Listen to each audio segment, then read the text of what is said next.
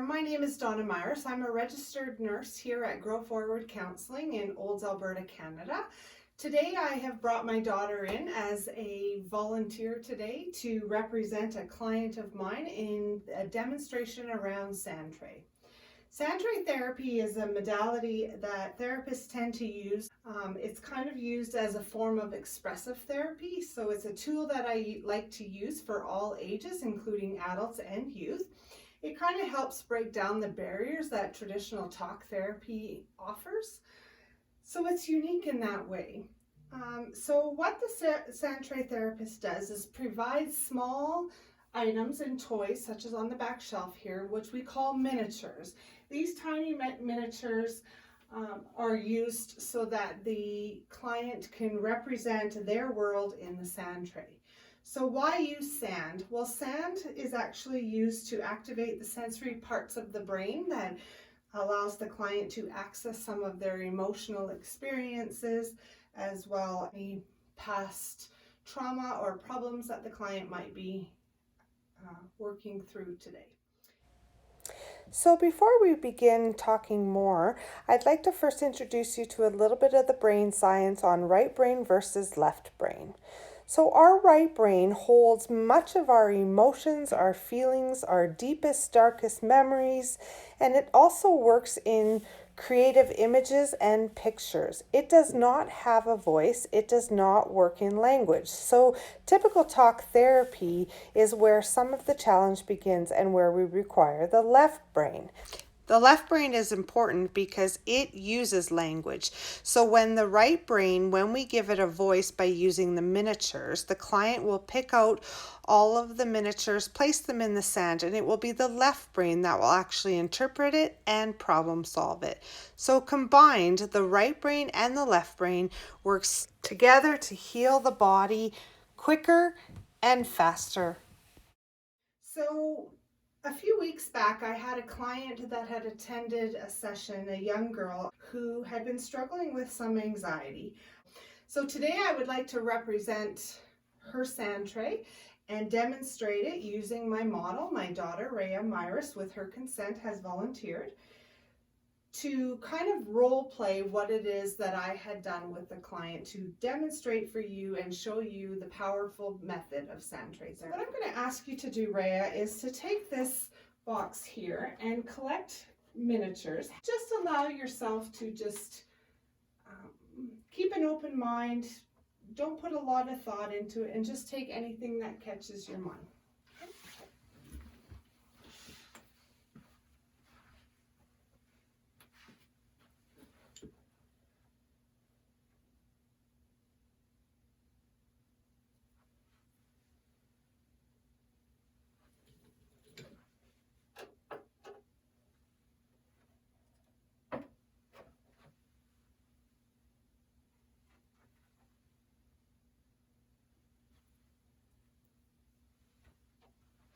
So I see you've built your world here. I'm just wondering if you can tell me what you built. So over here, this is kind of like the scary side, and then this is like the cute little things and happy side. Okay. So kind of a happy side here. Yeah. Okay. Tell me a little bit about these ones. So I really like elephants. They're my favorite. And I love Mario Kart, and camping makes me happy. This house is super cute. And then this side you said is what did you say? Scary? Scary. Okay. Tell me about scary. So like these guys kind of look really scary, and so does the big giant.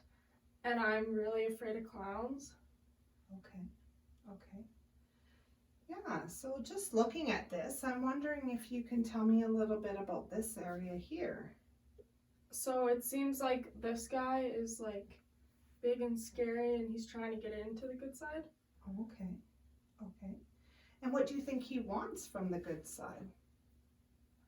To make it scary. To make it scary? Okay. And do you think that these ones on this side kind of know about the scary side? Yes, because they're scared. They're scared. Okay. How do you know they're scared? Well, the elephants, like, everything seems to be, like, hidden. Kind of behind something. Yeah. All the way around, actually. So what are they afraid of? The, like, anxiety coming in. Oh, okay. And the fear. Okay. So you kind of represent this as a bit of your anxiety. Yeah. Okay. And this kind of the happier side? Yeah. And, like, the good side. The good side. Yeah. Tell me more about the good side. What do you mean by the good side or the happier side? So this is, like, the side that, like, I portray to be, like, the happy person and, like, fun, cute person. But, like, the other side of me is, like, super scared. And do you think people would know this about you? No. Okay. And so they might see a happy person? Yeah, what they see is, like, happy and good and fun. And yet behind here we notice somebody a bit frightened. Yeah, scared. Scared. And the fences are, like, the bridge in between to separate them. To separate them, yeah. So I'm just going to ask you for a moment to just take a minute and have a look at the tray and just tell me if you have any feelings coming up in your body. Do you feel anything when you look at the tray? I feel kind of, like, scared, like, in my chest. In your chest? Okay, kind of where your anxiety tends to build sometimes? Yeah. Okay.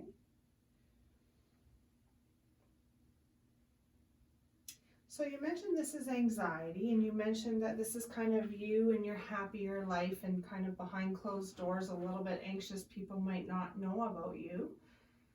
I'm just curious about, like, that this has kind of come down. Because this big dragon is, like, trying to break through. Okay. What would happen if you allowed it to come in and break through? It would be bad. It would be bad? And scary. Okay. I wonder what that would feel like if you allowed it to come through. I think it'd still be scary. Okay. Okay, go ahead and move it in.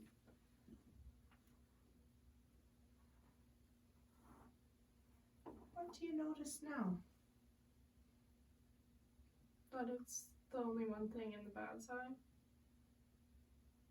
So by letting this dragon in by itself, like, the anxiety comes in, like, very slowly, not all at once.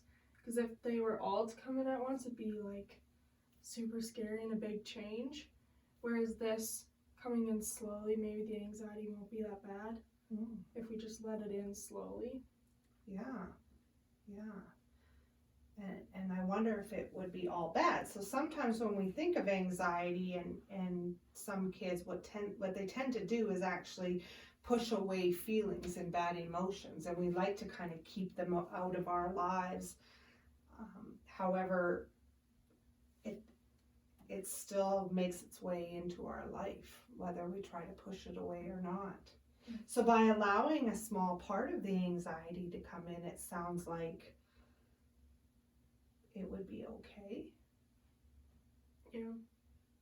So then, like, with it coming in slowly, then, like, these guys can, like, slowly make their way out, and they won't have to hide as much.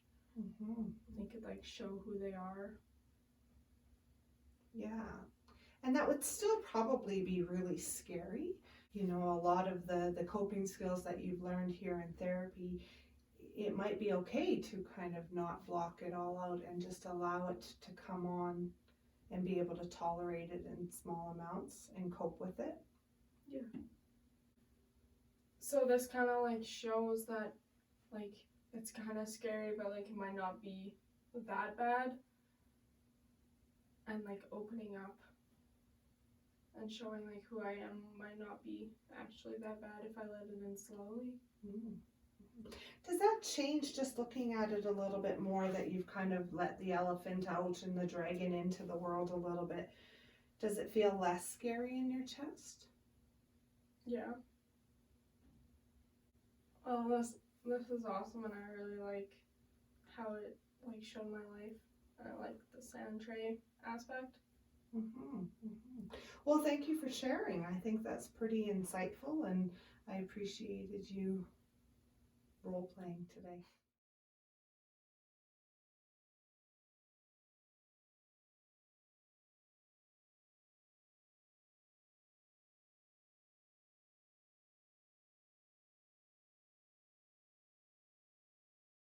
So typically what happened is that the client had really started to identify, and this was very short in a mock version. Typically our Sandtray sessions are about 40 minutes long. And so this gave us the time to actually kind of break it down and talk through it with some of my probing in this safe, protected space within our therapeutic relationship. And this allowed her to kind of discuss how each item was kind of hidden, and that inside of, I really show to the outside world that I'm somebody different than what I'm actually feeling. And then it also started to allow her to see that she's kind of been keeping out anxiety, and really, no matter how hard she tried, anxiety was making its way in. So we discussed a little bit about her coping and what she could do if the dragon did enter, and how it would be helpful to not always shut out those negative emotions. This client had a very incredible Sandtray session. She had identified a lot of positives. She went away feeling very empowered. She went away feeling like she had a plan on how she was going to manage her. And so I did really want to demonstrate and highlight how Sandtray was used today, and how for my clients it really can help when words really can't. So what really happens is when I have Sandtray sessions, oftentimes it takes about 1 to 4 sessions to get some information from the clients, particularly teenagers who maybe are shut down and don't feel like talking in traditional talk therapy. This allows them that creativity and that exploration just using miniatures. And so she found it very easy, and as you can see, she was quickly able to fill her Sandtray world, and we were able to kind of discuss it and work through it and develop some insights. So what I tend to get out of a client in 1 to 4 sessions, I can often get in one Sandtray session, which typically means that the brain is healing faster, which ultimately gets the client healed faster. So that is Sandtray Therapy. I appreciate you watching. Thank you very much.